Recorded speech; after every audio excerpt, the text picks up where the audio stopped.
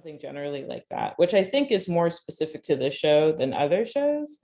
But I did think that was interesting because I think like in terms of you all, like part of my wanting to group you all together did have to do with a kind of slowness that I still don't have a full articulation for. Like, I think in my conversations with all of you, there was a conversation about like when to make something and when to not make something and when to share and when to not share. Um, I guess I'm curious if that actually rings true to someone. Does someone feel like they have like the slowest practice and they're like, I'm the master of not doing anything? Or how did you figure out that is how you wanted to create?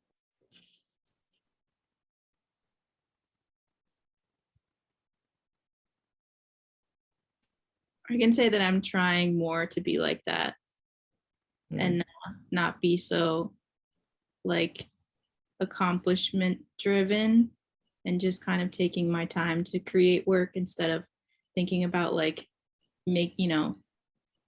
getting into shows or like getting residencies or all of those things, and rather just like focusing purely on making. So I'm trying to be better at that, trying to take my time. Was there like something that happened and you were like, I need to shift away from whatever it is I'm doing right now? Yeah, I was really busy last summer to the point where it wasn't fun anymore. And I was kind of having shitty, sorry, am I allowed to curse? Yeah. Shitty experiences with like different Philly based whatever art people. And I was like, damn, I want to be more intentional about who I like give my work to, because yeah, if they're not going to treat you right, I don't want to show my work with them anymore. So I think just being more intentional and like slowing down and allowing myself to have the time to create what I want. Yeah.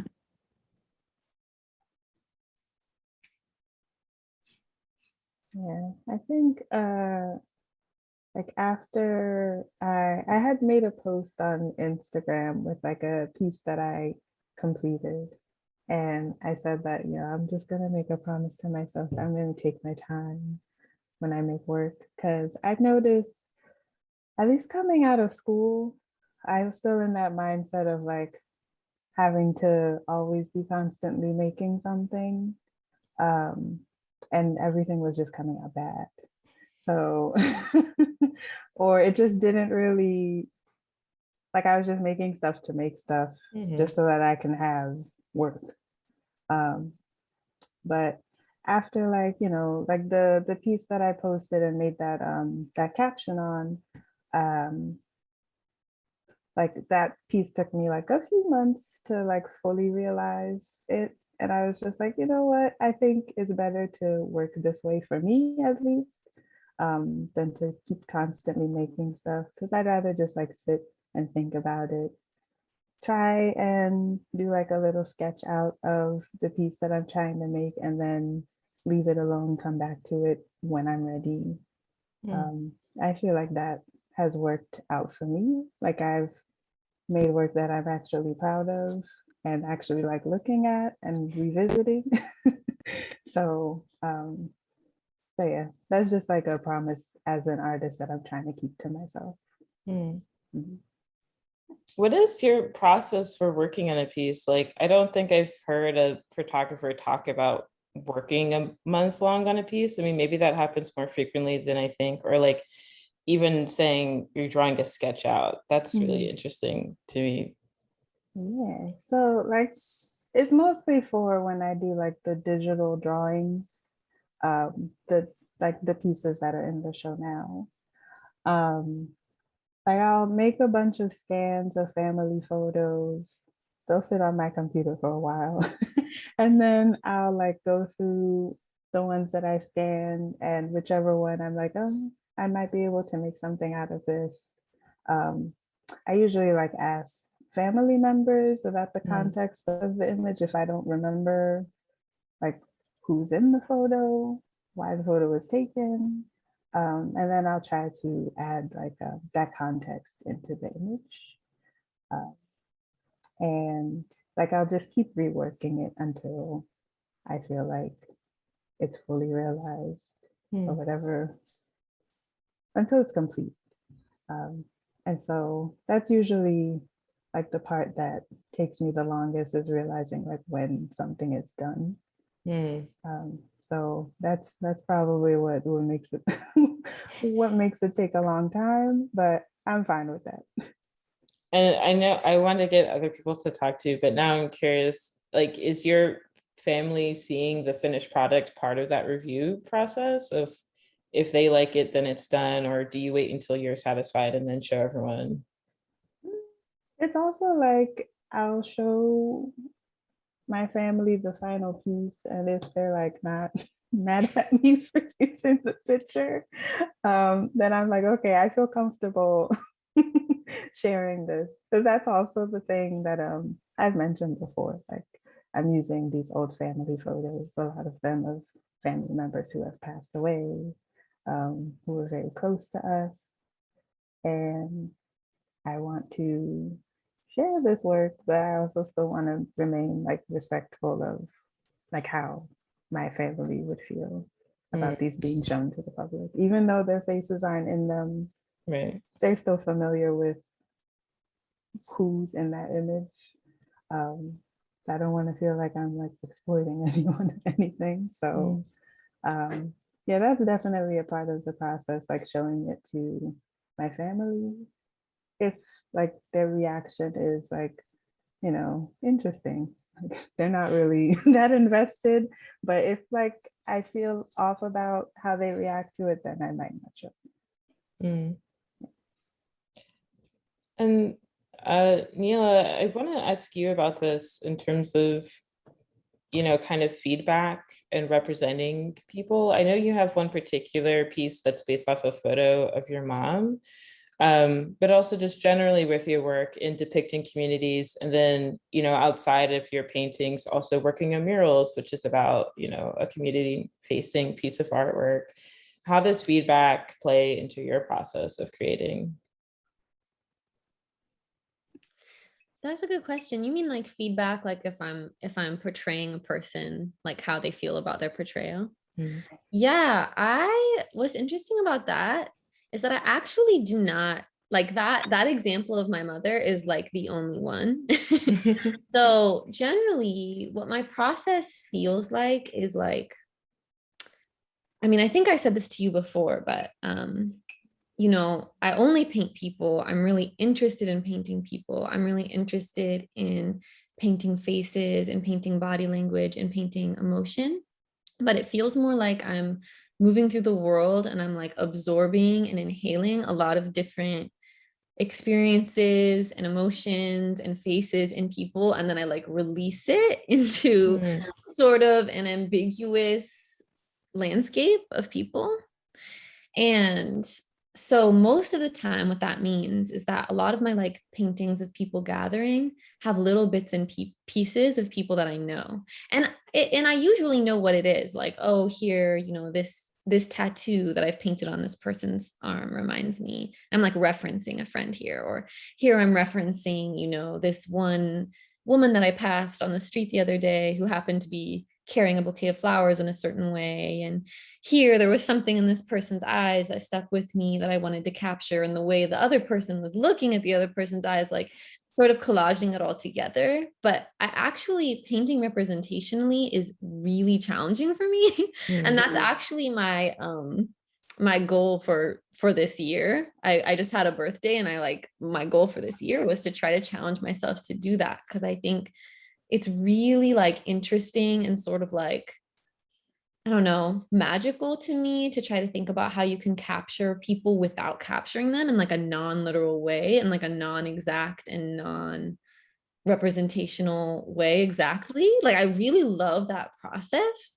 but I also am interested in challenging that and like seeing what could happen if I really kind of did the other way first, like trying to capture someone's physical structure in the correct way, because I'm actually really not good at that. I really am not. Like, it's super hard for me because I get frustrated because like it doesn't look like the person I'm trying to honor right now, and I give up. which is why I'm not good at it, but I want to challenge it because I think it would be a good skill to have. It's interesting you say that because I was curious about how you have such a strong style. And I was curious when you developed that and like what were maybe other artists that you were looking at that were like, this is how I'm going to draw the figure. It's going to have really strong lines and multiple colors. And, there's going to be a heaviness in the way the eyes are drawn. Yeah, good question. I mean, yeah, I do feel like a lot of times, even without intending it, a lot of my people look like they're part of a similar family. There's like this way that the style really weaves everybody together. I've always had a lot of emphasis on eyes because I don't know, I had a public art school teacher when I was a kid that always told me to start with the eyes. And so it really stuck with me. And so that's like really why I always kind of begin there. And there's a lot of power there. But yeah, I'm super influenced by murals. I have always been really influenced by murals and muralists as well. And I think the first thing that comes to mind when I'm answering that question is the muralist that I worked with in San Francisco called Precita Eyes Muralists. This was many, many years ago now. But they are a mural company out of the Mission District in San Francisco. And a lot of their figures are really, really bold and really bright and really like reference a lot of like, there's a lot of spirituality in their people, like not just in their spiritual figures, but in their people and the way they represent like regular people. And the way that they honor regular people is like with a lot of like kind of making them all look like angels. And that really stuck with me. So I think that was a big influence to me. Shreyas, I'd be curious if you agree, but I feel like in the way that Nila talks about the paintings and people and capturing people, that's like a very similar way to how you write characters and think about character interactions. Yeah, I think the way I write characters sometimes feels very like like a hallucination or a dream, right? And then like things can like a thought can lead to like another character, but in the same way, right? It's the same. It feels like the same to me. It feels like the same thoughts that are creating or that are flowing between these characters and bringing them to life. So I think I like kind of like what Nila was saying about like the like her paintings being like these characters being like part of a family almost.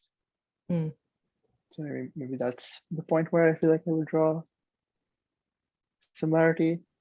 But yeah, I know you kind of like some of your writing is a bit documentary, or what's the word I'm looking for? Like nonfiction was the word I was looking for. Like it's based in some sort of historical occurrence.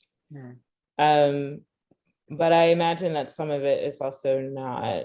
But I'd be curious to hear you talk a little bit about, I guess, how you're developing. I know like the question, how do you write a story is like really broad, but in terms of thinking about character, where does the development of character come into play in terms of building a story?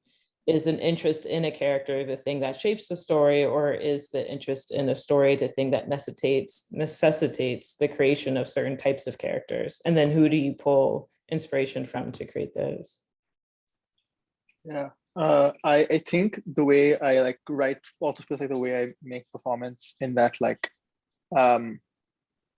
yeah, there are just like many threads of things that I'm thinking of, right? But just like but it's mostly like images or like sentences that I like, or like sounds that I like, and that kind of weirdly enough will bring characters into, or like threads of stories, or like, oh, I was reading about this historic character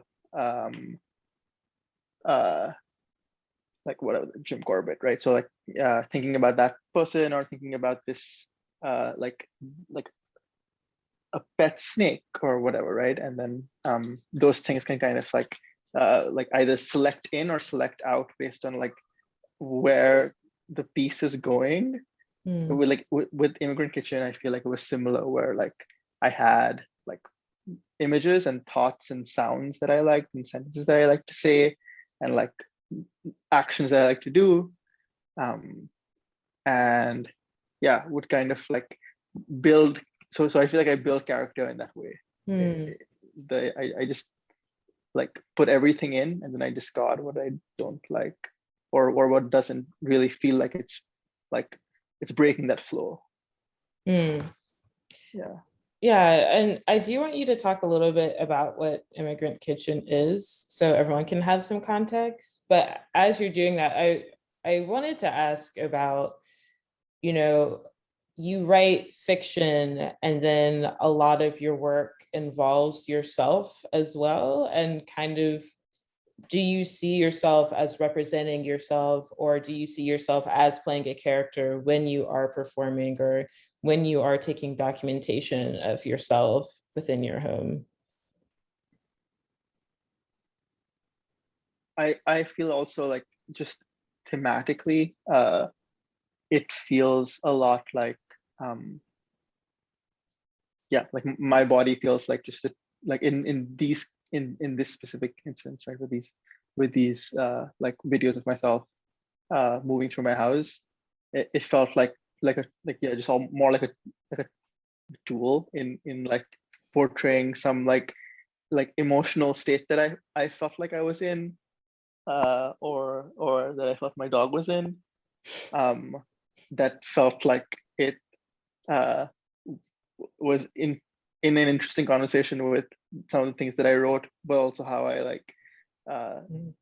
like collage the pieces that I wrote, or like how I received feedback, I guess, like right, some of the text is highlighted basically because it's a screenshot from Google Doc where someone maybe commented on something, and those comments are put aside. But so it feels like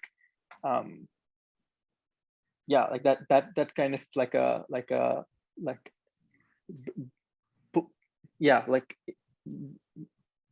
when I was representing my body, it didn't feel like a character as much as it felt like representing this mood of like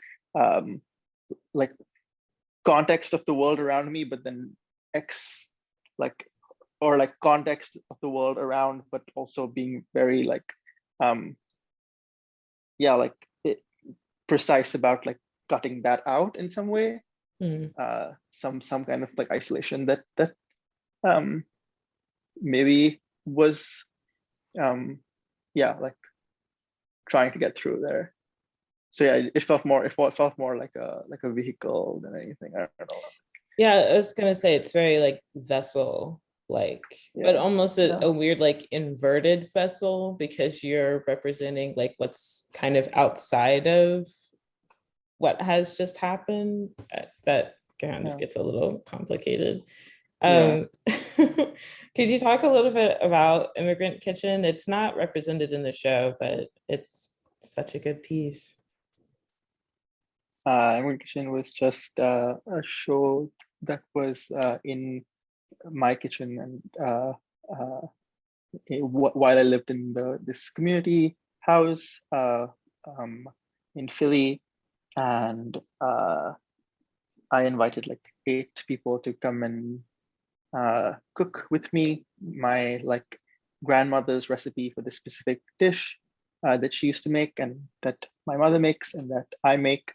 And while we made it, I would tell stories about queerness and about my history, and about like mythology, and trans characters in mythology. Talk about my gender, and kind of yeah, like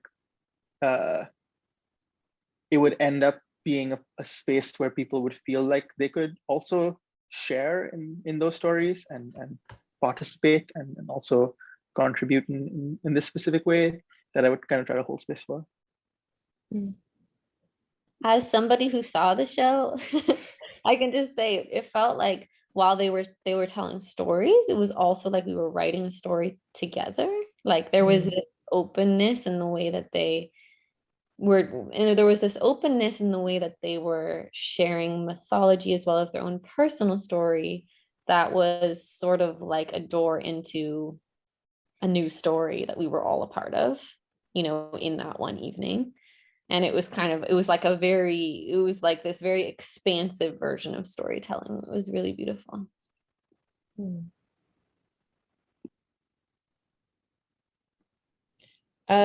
Lucia, I had a question in terms of like, I think when we talked, I had mentioned that your work feels monumental. Did I talk about this? Yeah. Okay, yeah. And the difference between a story and a monument is kind of really interesting. I mean, in some ways, maybe it's because the story like involves the implication of a self, like you're going on the same journey as a character, whereas a monument is a symbol that represents something that's a bit more complex. But I think something that's really interesting about your practice is you work in so many different media, like truly multidisciplinary, in a way that is frightening, quite honestly. But how are you thinking about your work in terms of representation of something? I know that's kind of broad, but I know you have a lot of family histories that you're drawing from and personal experiences that you're thinking about when you make your work. And it's not so much, it's kind of different from Shreshth's work where it's about kind of this entering. It's a little bit more, I'm going to say distant, but not in a way that's like rude, right? There's a lot of space between what you're thinking about and what someone can come away with it. So yeah, I'd be curious to know your thoughts about that. Yeah, so I feel like that's the largest question that I always try to think about when making work. Like, I think everything, all the objects that I do make and all of the spaces that I create is a placeholder for like an experience that may not be mine, but that has been like passed down to me through stories. So I think the sense of like removal is maybe because it's not my like specific experience, but a story or experience that's been passed down through my family that I'm like recreating in a way, and like making objects in place of like that moment or that experience. Yeah, and interesting that you say it's like frightening how many different types of media I work in. It's frightening to me as well. But it's like it feels so necessary to like each object has its own, it represents its own thing. And I think depending on what that experience or story may be, they all require like a different technique, kind of like I don't see them all being the same material or like the same medium or whatever. Like they all have their own thing that feels different. So that's why I think I have to use so many different types of material and so many different mediums, because they all are representing something really specific that I know of personally. So yeah, the material is so important and tells different stories through, yeah, it all means different things. So yeah, it's a lot. Yeah, and I feel like your one piece with that's like a full installation of found materials with the bed and the mattress, and it's a lot of information.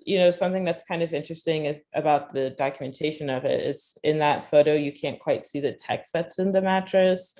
There's also like water that's dripping down like while the installation's happening. There's a lot of moving parts.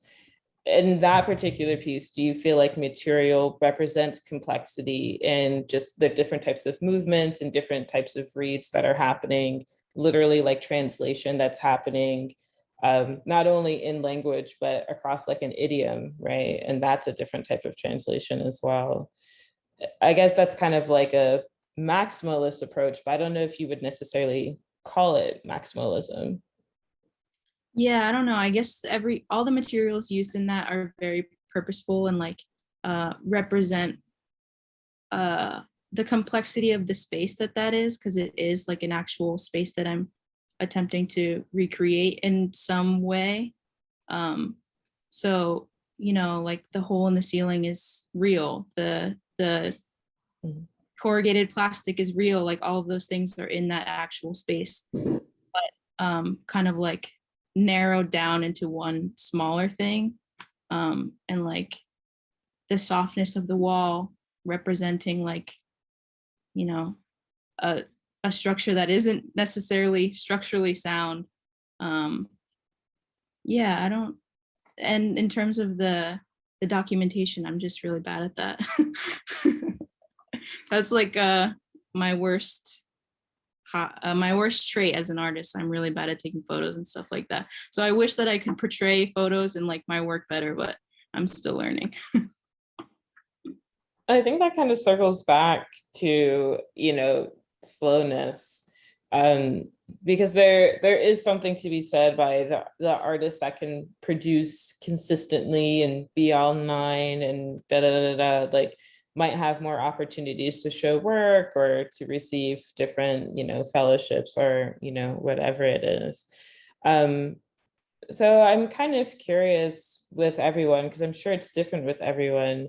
Do you find yourself moving towards a certain trajectory of what you want your creative practice to look like? Or do you feel like this is where I am right now is kind of where I want it to be?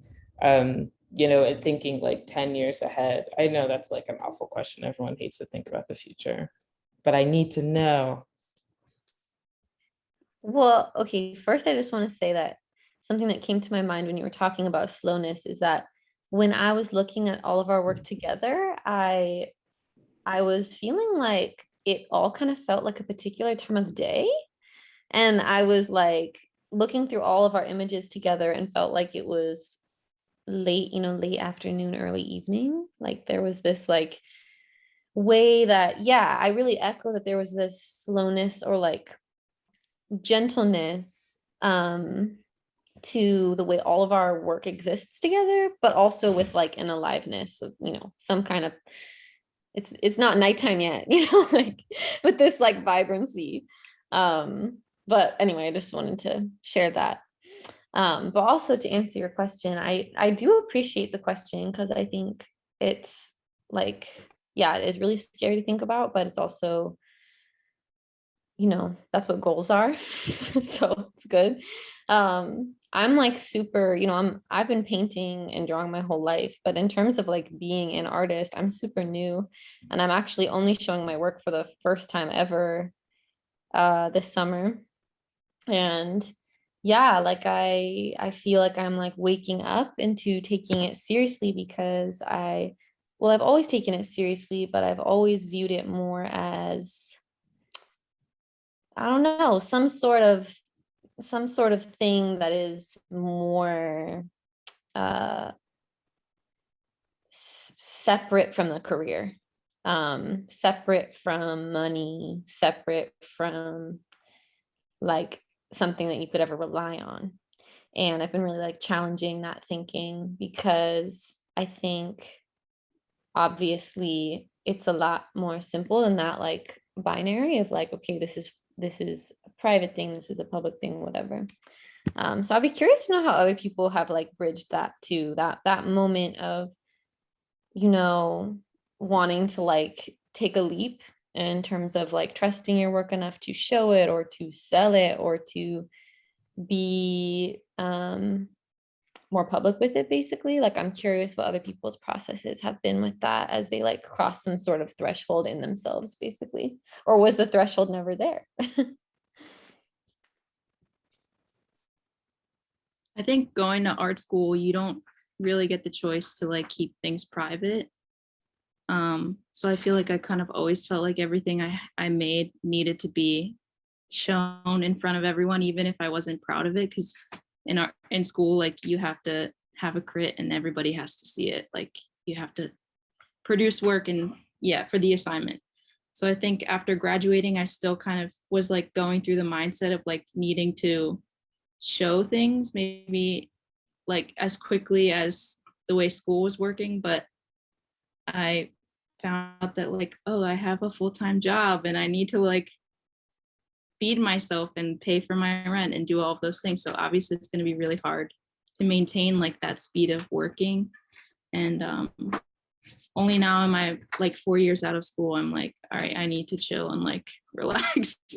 It doesn't have to be so rigid and concrete. And I feel like that's always how my mindset goes. Like I have to do this, this, and this to make this happen. But you learn pretty quickly that like that's not true. And you can just make it work in so many different ways that aren't necessarily visible to artists like on Instagram and stuff like that. There's just a million other ways to do it.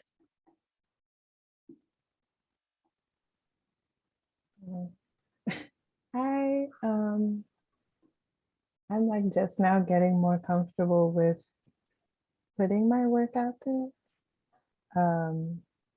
And mainly just like my fine artwork, because I also want to try and pursue like my degree, photography. Like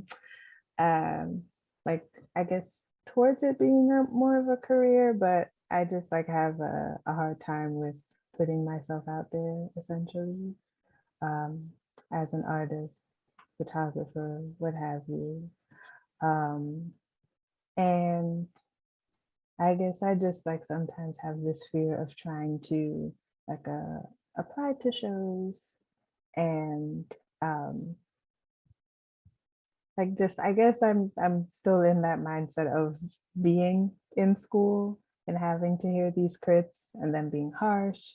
And so I like keep that with me. And I'm just like, if I put my work out there, what are people gonna say? I don't know if I'm ready to hear it. Or are people gonna say anything at all? But at this point, I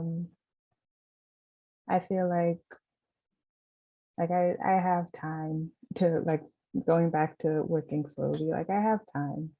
So like I'm just gonna take my time. And if I feel ready to show it, I'll show it and just put it out there. And if people say something, that's fine. I'm not gonna try and obsess over it. Yeah. Yeah, that's just like a just me throwing words out there. But yeah, that's just how I'm feeling right now. Yeah.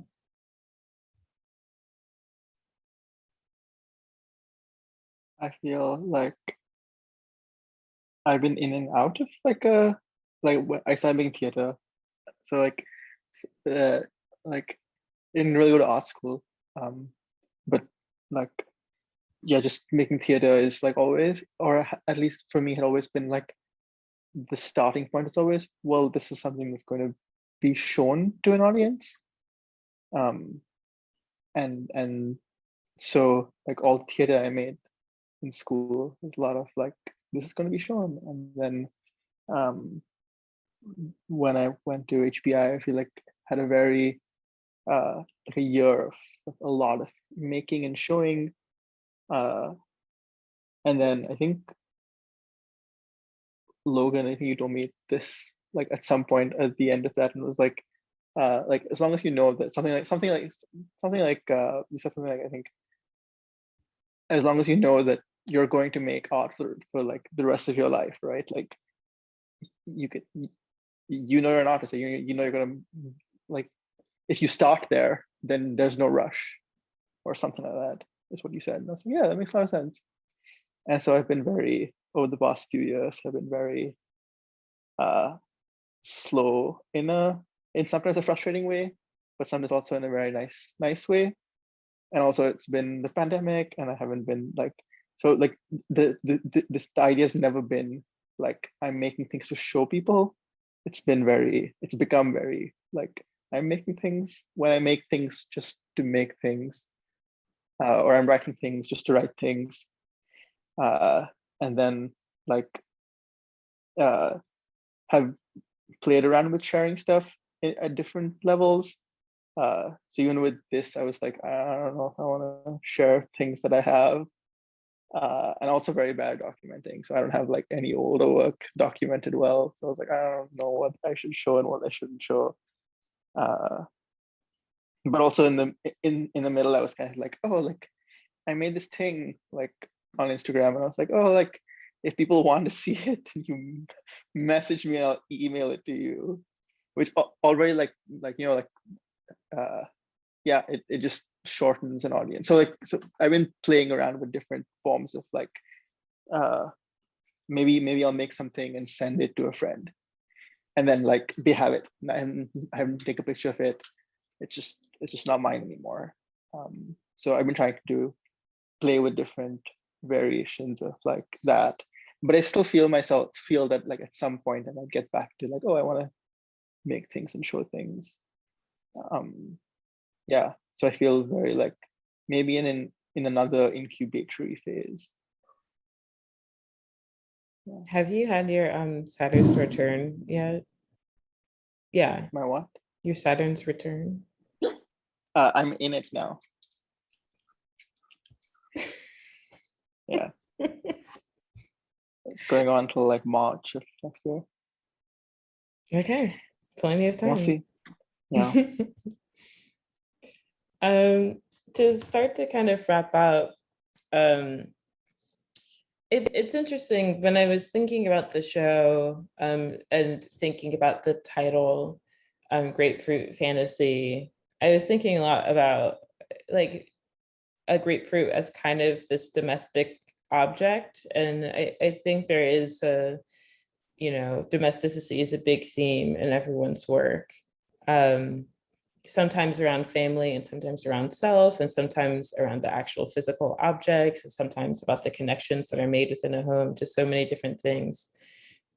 But something that was interesting, and I didn't realize it until I like sat to write, is that there is something like, I think everyone has a different diasporic perspective that they have brought into the show. And that's kind of an extra layer of, what is home and where is it and what does it feel like and how do you recognize it and know it. So in thinking about, grapefruit fantasy in that context of this object that can then bring in so many different thoughts and ideas, I think, Nila, you mentioned seeing the way someone holds flowers and that creates all these different ideas. Or Gérardine, you have really strong symbolism in your works with using imagery of the sky and how that invokes different ideas of heaven and paradise and so many different things. As kind of a wrap-up question, I'd be curious to know, what has your experience been being in the show, having your work next to the other artists, and has the theme, having that assigned to your work, changed the way you have thought about your practice at all?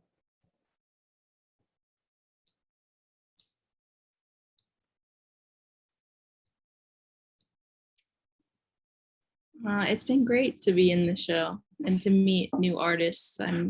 It's always great to be exposed to different types of work and maybe people that I didn't know in school or other schools or whatever. So I'm happy to meet all of you and get to see all your work.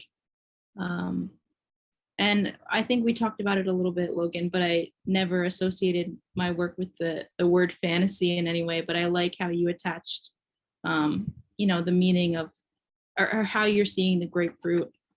You mentioned it being like sweet and sour at the same time. Yeah, so the title is interesting, and I like thinking about my work in those, like in that frame that you've created, and seeing all of our work together. I think it looks great.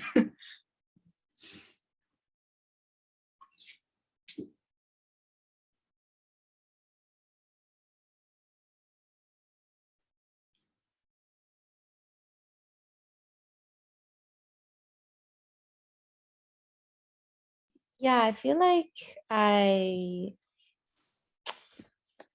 felt really honored when I saw the work together, to be involved. And I think a part of that was that I don't know, everyone's work felt like, even if it felt like everyone's pieces like referenced some sort of, yeah, like there's some sort of home space in it, some sort of feeling of home, even if that's not in a literal way. So to have everyone's pieces together and to look through them all together was like, you know, like a more complex and dynamic home, like that we were all contributing to. And I mean, I really mean it. I thought that was really interesting, and that was really like powerful to see my version of home along with a lot of other people's like relationships to home in really different ways. And I love the title. I like wasn't expecting it when you were talking about what, I don't know, I didn't see it coming. And I loved it because I feel like yeah, it honors like it really honors like a sort of, it honors like a sort of fluidity or something that I feel like all of our pieces have when they're near each other, like a sort of dreamy fluidity in the way that they speak to each other. And also the colors, like I feel like grapefruit and, but I do feel like I've really learned from you guys. I feel like I spend a lot of time with all of your work and looking at your artist statements and how you represent like your vision in your work. And it's always really exciting to be able to talk to people about that, to not only be able to witness the work from the outside, but be able to hear about people's vision behind it and what they're trying to express. Like that feels really, really like helpful to hear, honestly, to be able to, learn beside people like that.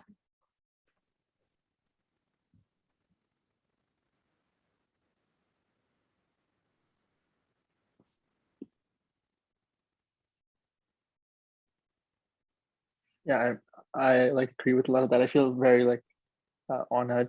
I feel like I would through this time I would just feel like uh at random points be like, oh, like I really want to see that piece again, and I would pull up the snail Instagram and I would just like look through it. So yeah, I think I feel like you're all great artists, and I would feel very very yeah, honored to be part to have my work amongst yours. Um, for me, Grapefruit Fantasy kind of was like grapefruits are like really bitter, sour, and I feel like I can't eat them on their own. But I always want to like pair it with something. So that's always what I think of when I think of grapefruits. I like grapefruits, but I just will not. I've never eaten a grapefruit just as a grapefruit. Um, and like it, I think it's better with other things. I don't know. Yeah, like and then like the sweetness of like thinking about fantasy, I think like balances it out a lot in my mind. And then the parallels of like lots of our work living alongside each other also feels yeah, feels nice with that. I think it also gave me some permission to like, I think before the title, like Logan, you had said something about like you think all of our art like encapsulates like or like portrays domesticity, but not in a negative way, and like celebrates domesticity in some way. Yeah, I think that the title like and that like sentiment, like framing my work, kind of felt very, yeah, like very nice. It made me lean into that and think about that.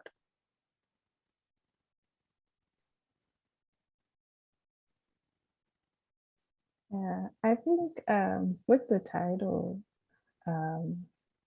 it's not entirely specific, which I think is great because all of our work is very different. But I've noticed like when I look at it all together, it gives me a very similar feeling looking at everyone's work together. Like it's a warm, intimate feeling almost. I did tear up a little bit when the show went up and I looked at everyone's work. And in a good way. So I feel like everyone's like sharing like a part of their story that I feel like in a way is very intimate in how it's executed, at least in my eyes. And so I don't know. But again, like everyone has been saying, I feel very honored to be a part of this and be able to share this type of space with everyone. Yeah. Yeah, I've thought about it quite a bit, but the words are escaping me right now. But yeah, that's pretty much all I have to say. Is I just love seeing everyone's work together and the feeling that it gives me, just like looking at everyone's work. I don't know, it's very homely to me, and I like that about it. Yeah, I was definitely like, when I was reading, like really sitting and looking at everyone's work and reading the info sheets, I definitely had some like teary moments, which was kind of surprising to me. I was like, yeah, and I think there's just such a strong earnestness to everyone's work, which it's really difficult to be earnest. Earnestness is not often rewarded, especially in a critical context, but it can be rewarding when received well and when cared for. So it sounds like, and I hope that people feel like their work is well housed within the context of the show and with each other, and that, it lifts up what everyone is doing really well. So that's what I'll say about that. We're getting towards the end. We're almost at an hour. If anyone has questions for each other or things they were curious about, I would open up space for that. I'm trying to see if there's like, if there was one thing that's like, oh, everyone should know about this or anything like that. But yeah, I leave it to anyone if anyone has questions they want to ask each other or just comments you have for each other.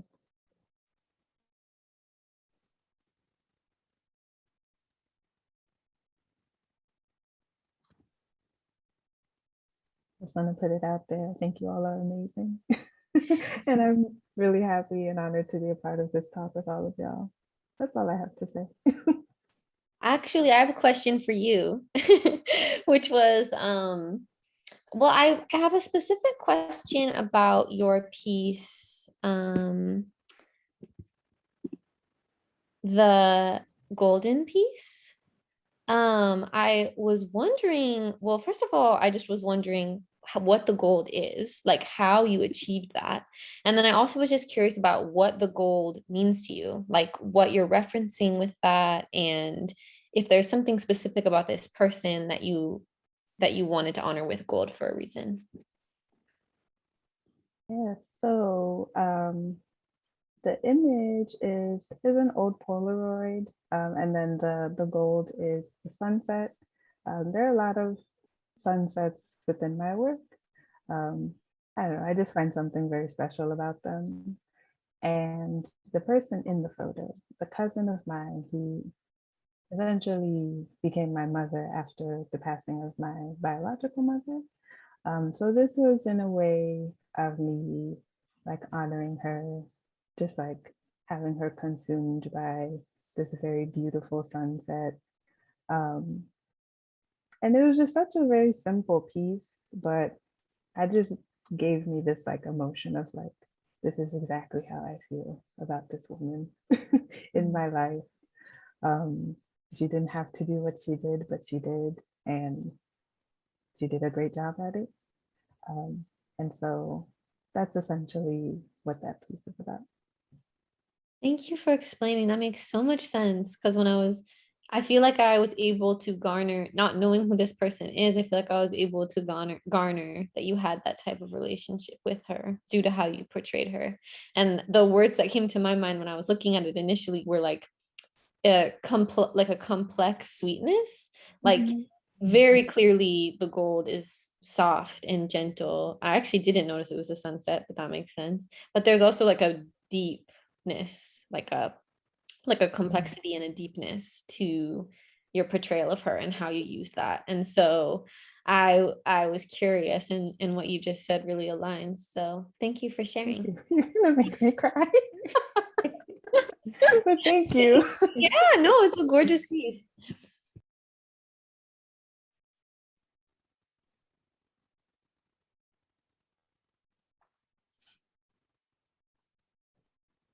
Well, yeah, it is interesting, Nila, that you pointed out that there is kind of this like late afternoon, early evening time to everything. I had not like clocked that, but that's really fascinating. And yeah, like seeing that is a sky and a sunset is that really like blew my mind when I noticed that image. And another image you have like uses the same kind of like really gold color, and you know, it's one of those things you just don't even realize that the sky gets that color because we see it so contextually, but seeing isolated just, yeah, just really reorients how you're thinking about environment. Well, I don't want to keep everyone on too much longer, but thank you so much for participating in the talk. I am going to send out a curatorial essay draft soon. It will be up before the show closes. When exactly, do not ask me, but it will get finished. But yeah, I'm gonna go ahead and stop the recording.